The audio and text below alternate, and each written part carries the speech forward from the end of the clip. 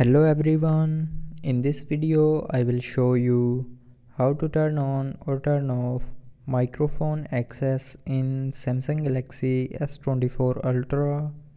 So before starting the video, don't forget to subscribe the channel and also press the bell icon. So first of all, open settings. Now in settings, scroll down and here click on security and privacy. Now in security and privacy, scroll down and click on additional privacy controls, and here you will see a microphone access button. So if you want to turn off the microphone access, then turn off this button and then click on block.